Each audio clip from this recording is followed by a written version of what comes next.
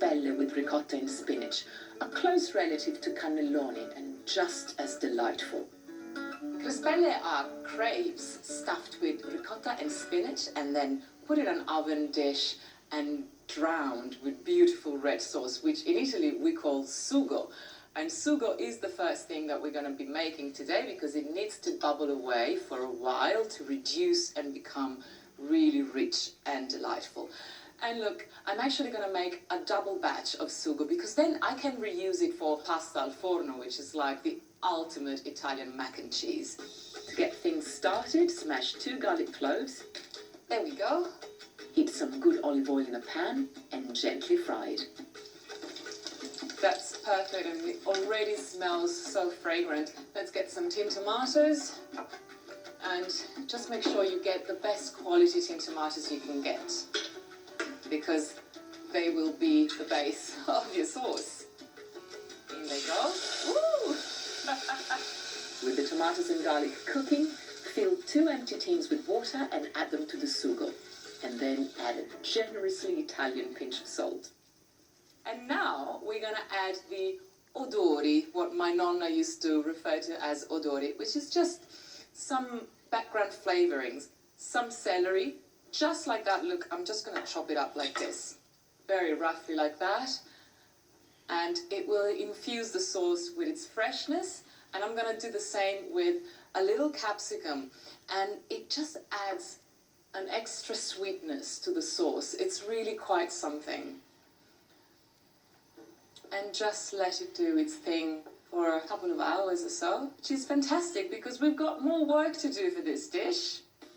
With the sugo simmering nicely, we can now start the crespelle.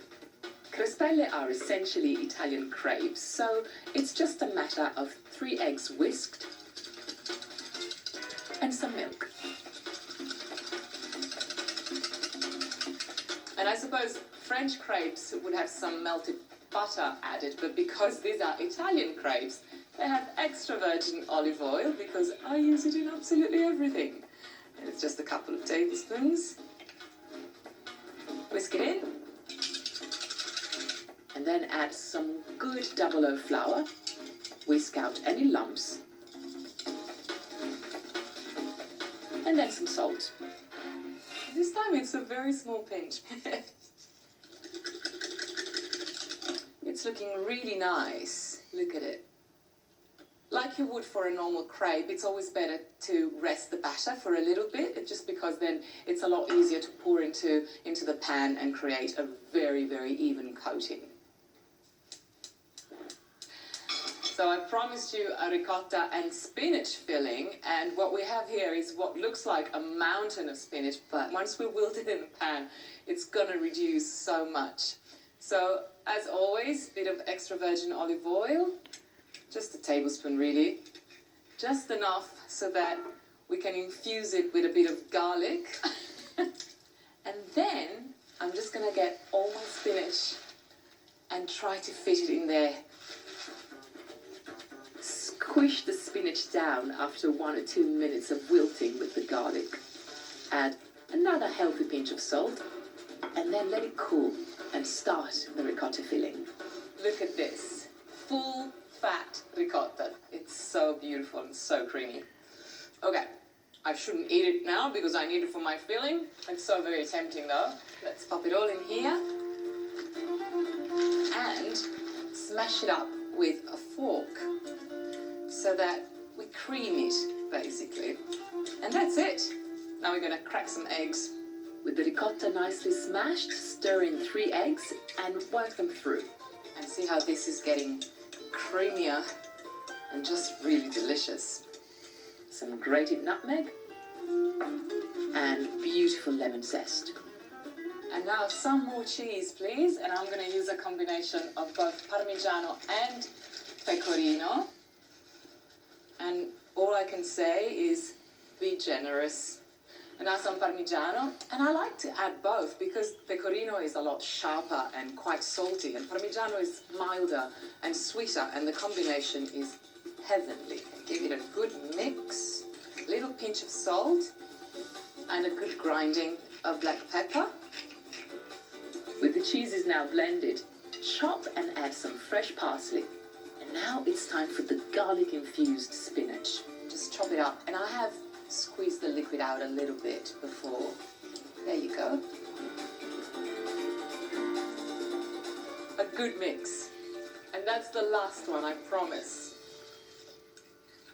But isn't that great? We have laboured ones, and we're going to get 2 meals out of this filling.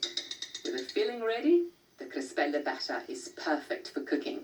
Look how smooth it is, and this is why it was important to let it have a little beauty sleep. And now for ease, I'm going to pour this into this jug.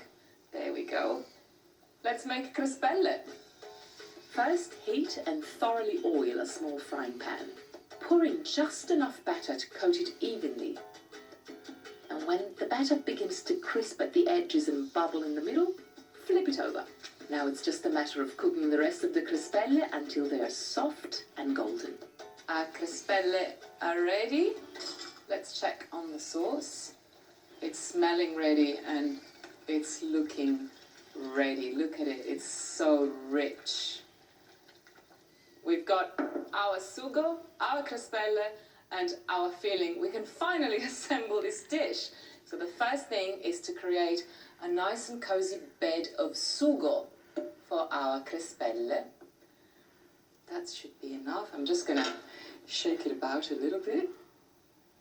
And now we fold the crispelle. So we get a crispella, a little bit of filling, about this much, in the middle.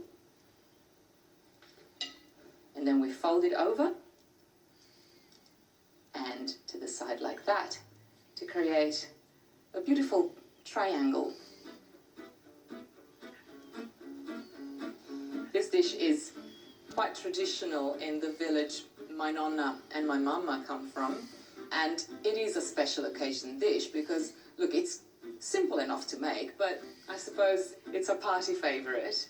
And sometimes it's made for Ferragosto, which is a midsummer feast that Italians love very much. A little bit more sauce goes on top. And of course, more cheese.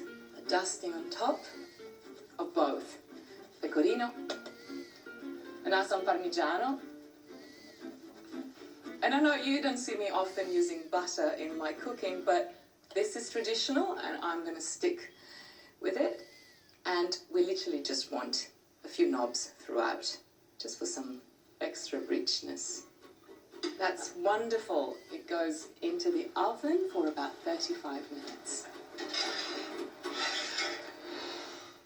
Oh yes, look at that! There! Crispelle! It's time to taste.